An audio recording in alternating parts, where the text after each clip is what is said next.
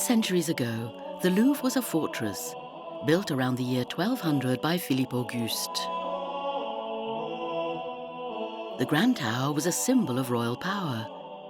The ditches still carry traces left behind by the builders.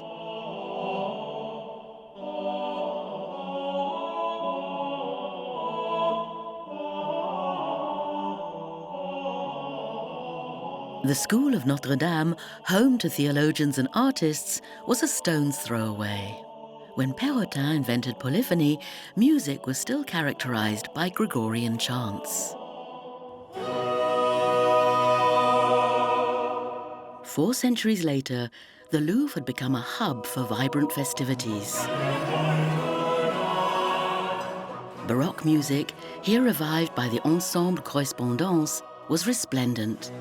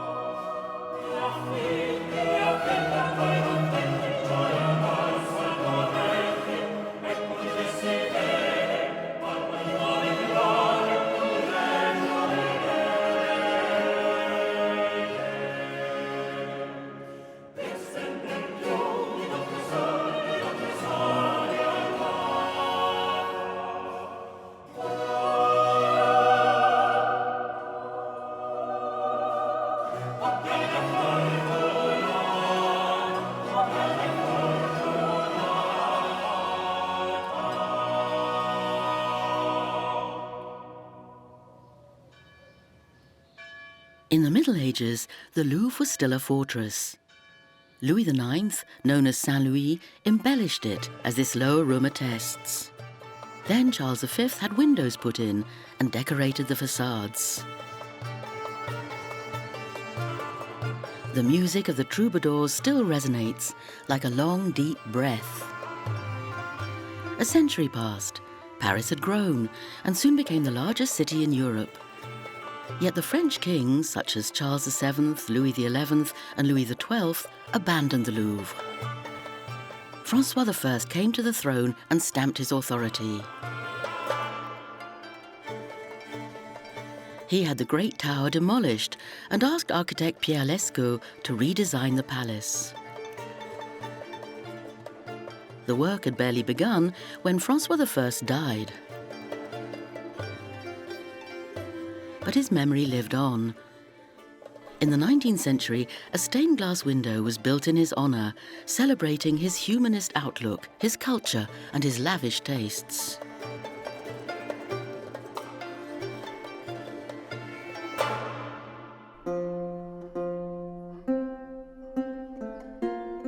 It was his son, Henri II, and his wife, Catherine de' Medici, who were chiefly responsible for the Louvre's restoration. In 1547, Henry asked Pierre Lescot and sculptor Jean Goujon to turn the Louvre into a royal palace, thereby marrying French tradition with the spirit of the Italian Renaissance. The Salle des Caryatides was officially designated the reception room, and court ballets such as the Queen's Ballet would be held here.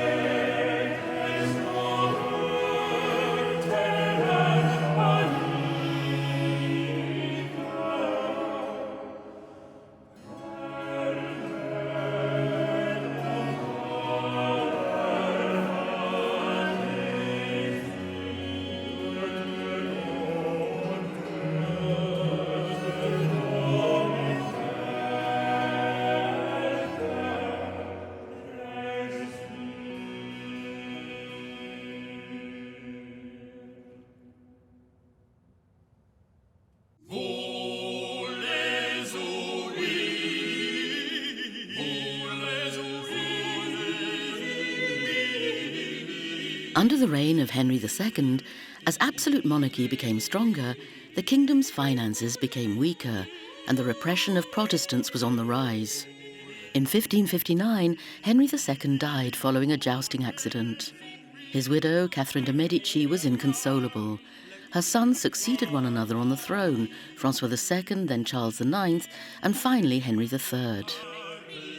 In the grounds adjoining the Louvre, there were former tile-making works. This is where Catherine had a new residence built by Philibert Delorme and Jean Boulogne.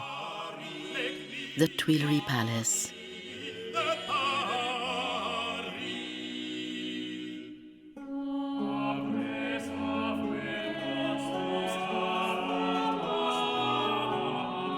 Despite her best efforts, she failed to appease religious tensions. The St. Bartholomew's Day massacre took place on August 24, 1572. François Dubois, a Protestant painter who fled to Geneva, laid full blame on Catherine, seen here looking at corpses outside one of the gateways of the Louvre. This was an emotional interpretation of events, now somewhat refuted by historical research. The Queen's reputation has been partially restored since. The Protestant composer Claude Goudimel was among the victims. After Charles IX, Catherine's last son, Henry III, found it difficult to assert his authority over the Catholic League. He was forced to flee the Louvre and Paris. When he died in 1589, the legitimate heir to the throne was the King of Navarre, Henry IV, also a descendant of St. Louis. The Bourbon dynasty thus succeeded that of the Valois. Crowned in 1594, having renounced Protestantism, Henry IV put an end to the wars of religion.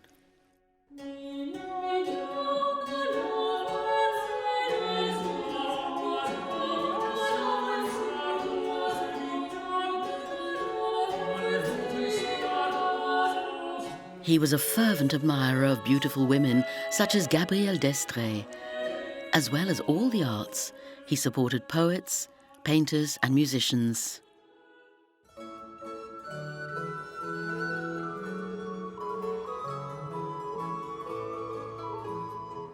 His big project was to transform the Louvre into a huge, magnificent palace. He had a gallery built along the Seine to connect the Louvre to the Tuileries. His son, the future Louis XIII, turned the first floor into his playroom. He would ride up and down the 460 meters in a small carriage pulled by dogs and played with a camel that his father had bought him.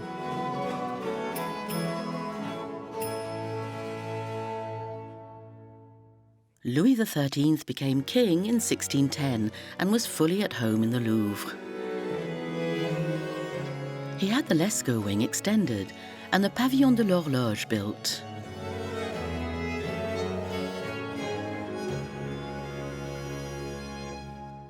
There were endless parties and ballets in the Salle des Caryatides.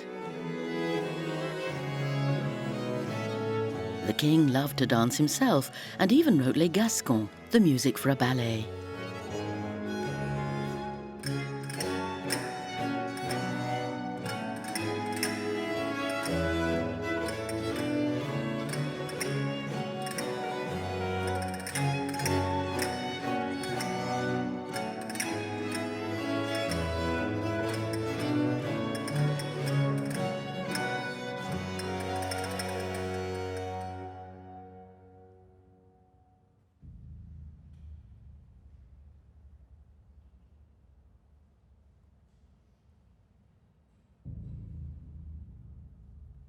Ballet staged the life of the court.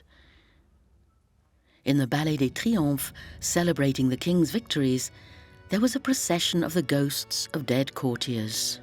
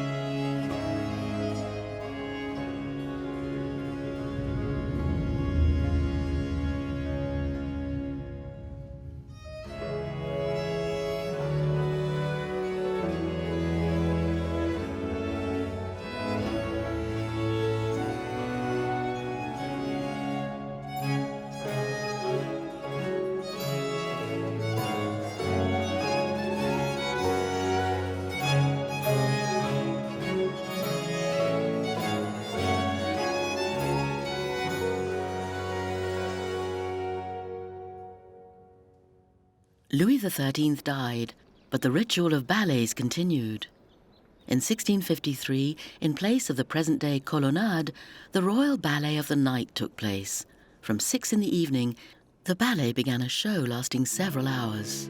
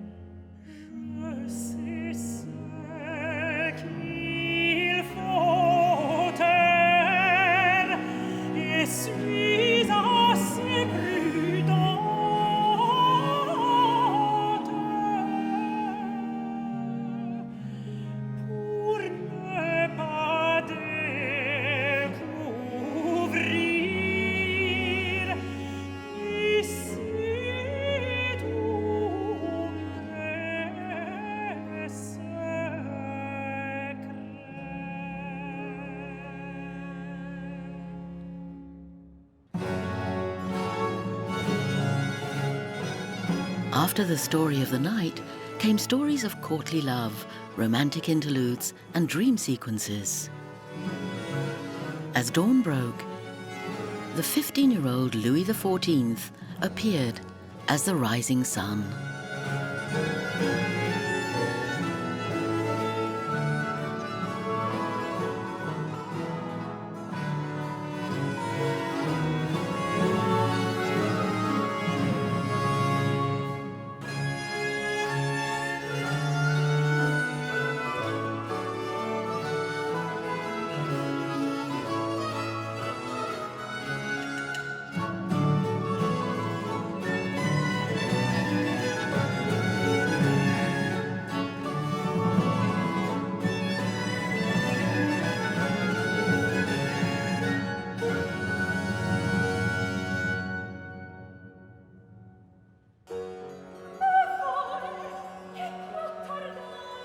After a fire in 1661, the king had the Gallery of Apollo built, in which the paintings of Charles Le Brun associated the king's power with the sun.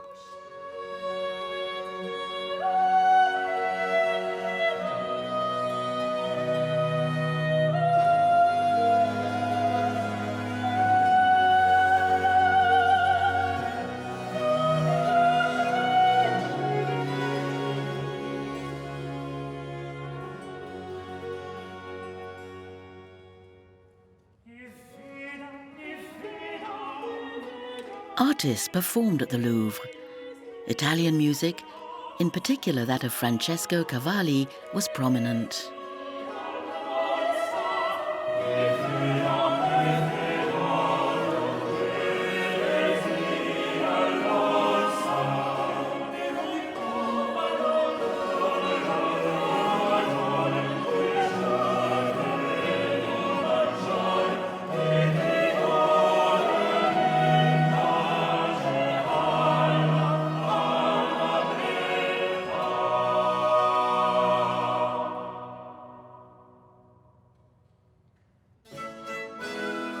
From 1666 onwards, the court started to move out to Versailles. At the Louvre, writers, painters and sculptors took over virtually the whole palace. The Royal Academy of Science and the Academy of Architecture were also based there. The musicians were under the control of Lully, the king's music superintendent.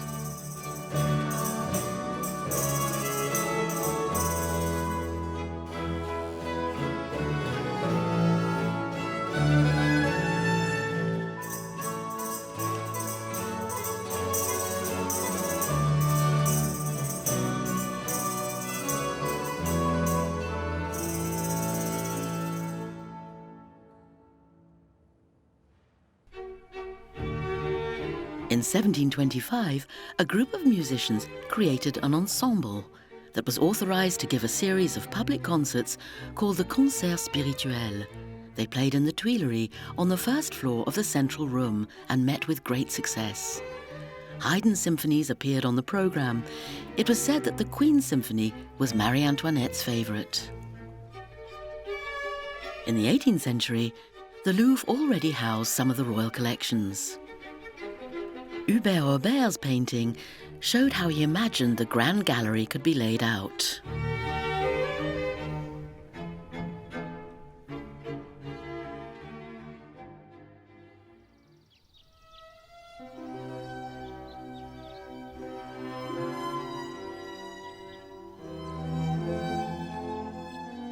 Louis XVI and his family lived in Versailles.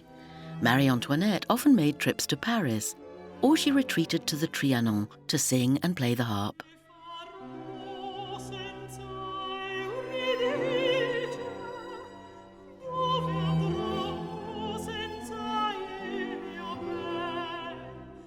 Gluck's nostalgic music for Orpheus reminded her of her childhood in Vienna, where she had been his pupil.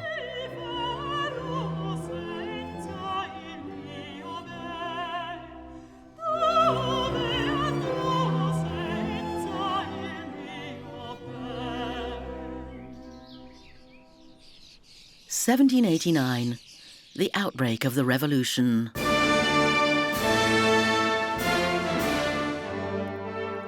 Crowds drove the royal family out of Versailles and back to the Tuileries. In 1792, a mob stormed the palace. The monarchy fell.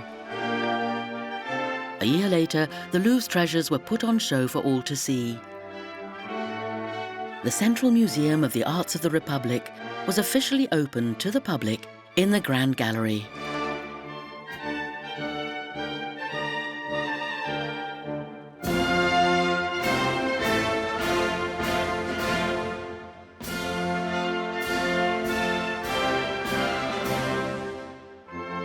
Two months after the coup of 18 Brumaire, the first consul, Bonaparte, moved into the Tuileries.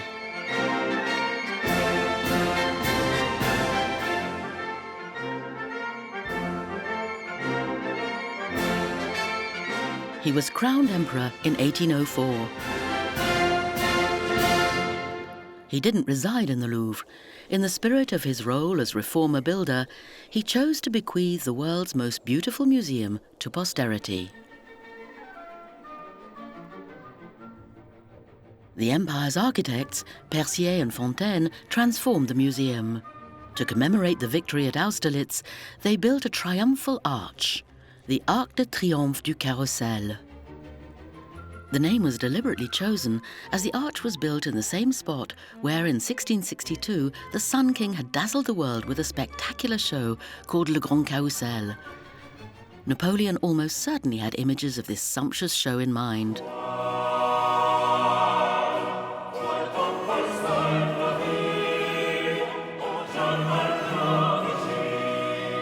For 2 whole days, a huge crowd had thrilled at the procession of quadrilles.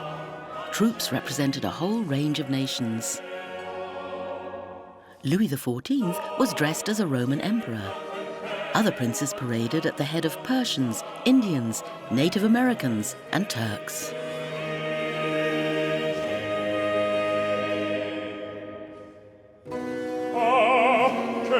La terra di un cauri da guerra, già dire quasi ammiera infatti rei, ne beati benedicti Maria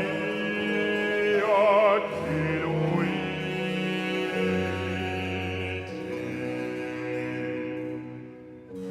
Ancor Cinzia di più bei cantori, noi testimoni e l'esse di quei ca spiegar fa, cali di onori.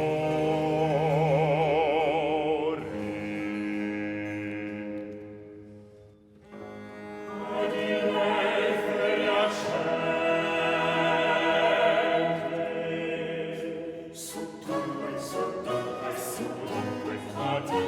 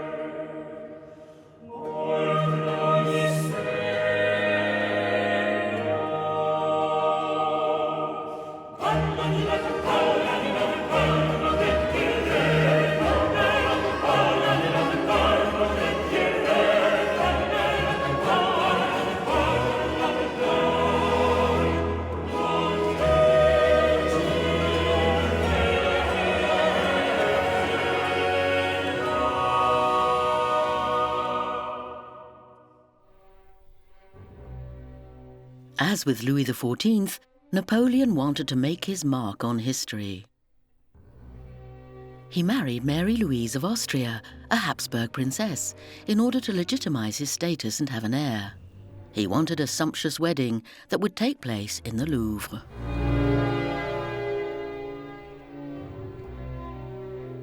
"8,000 people crammed into the Grand Gallery to admire the wedding procession.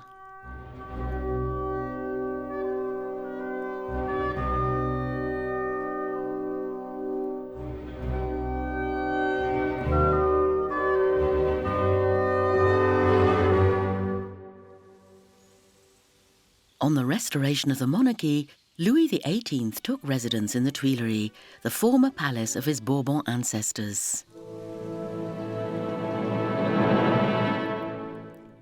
In the Louvre, the Salon of 1819 became the stage of an artistic confrontation. On one side, Girodet's Pygmalion and Galatea, and on the other, Géricault's The Raft of the Medusa. Peaceful neoclassicism like the music of Bois-le-Dieu, as opposed to the tormented romanticism of Berlioz.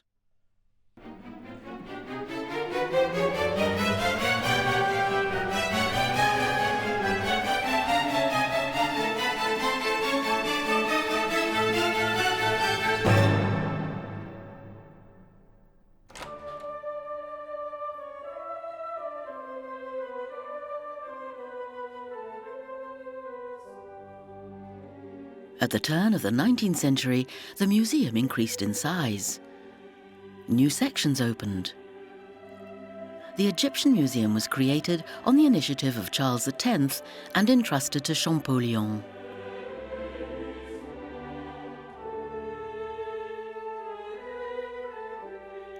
Charles X was the last of the French kings to be crowned in Reims. His coronation mass was written by Cherubini.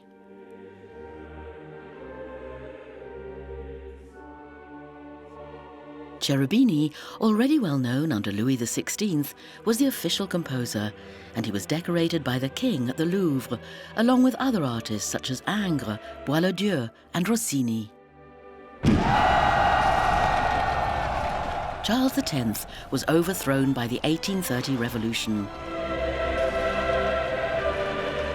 Parisians stormed the Louvre.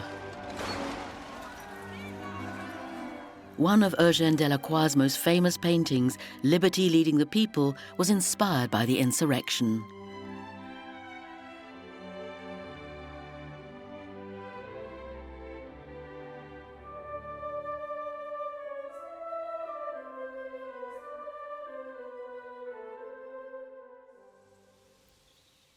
Louis-Philippe took up residence at the Tuileries.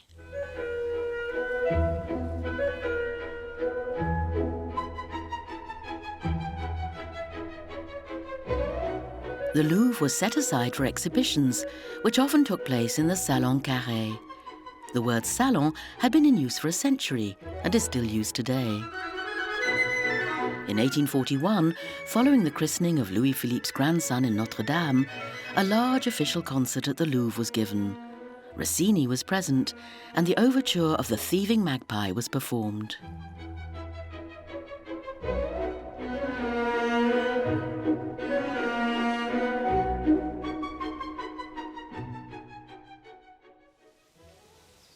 (1852).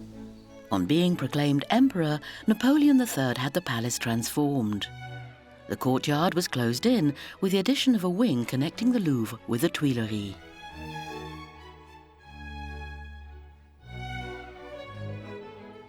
The First Minister's apartments were a reflection of the luxury and opulence which surrounded the emperor's reign.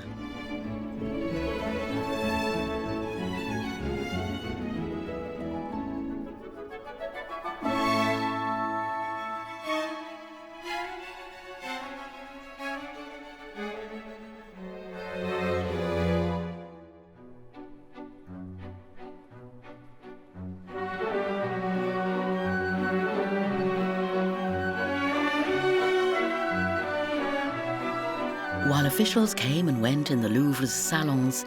Poets, painters and musicians enjoyed strolling in the gardens of the Tuileries. The Impressionists felt at home there, listening to Waldteufel's music, while dreaming of changing the world.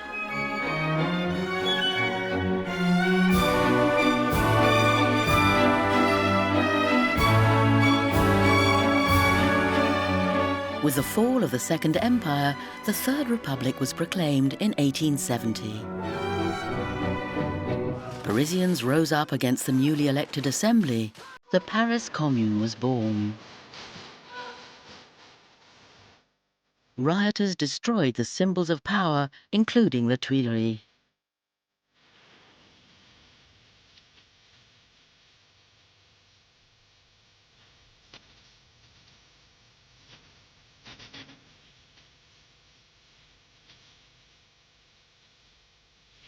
Jean-Baptiste Clément's song entered the annals of history.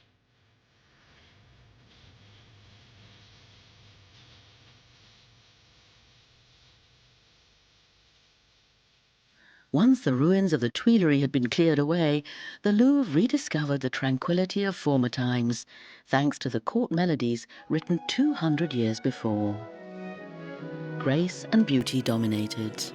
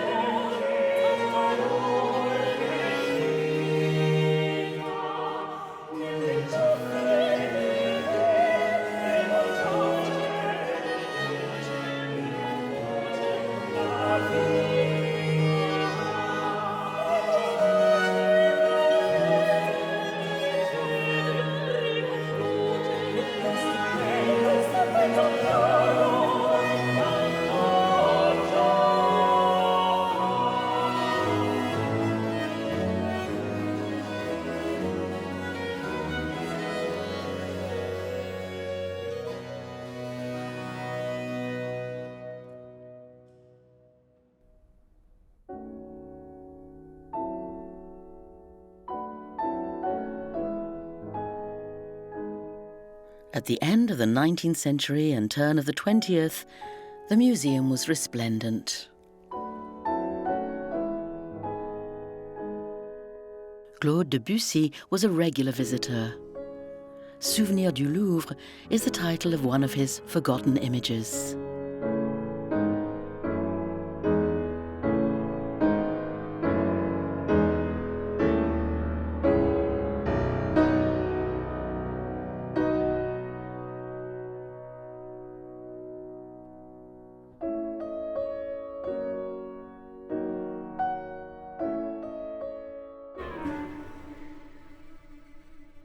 In 1989, the bicentenary of the French Revolution and the inauguration of the pyramid created by Yao Ming-pei. This time, the revolution that took place was in honor of the Louvre. The glass pyramid completely transformed the museum.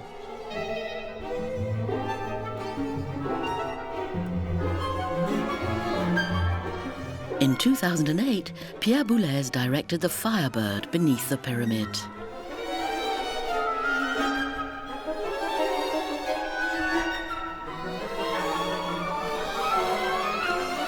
From being a seat of power up until 1870, the Louvre has now definitively become a centre for all the arts.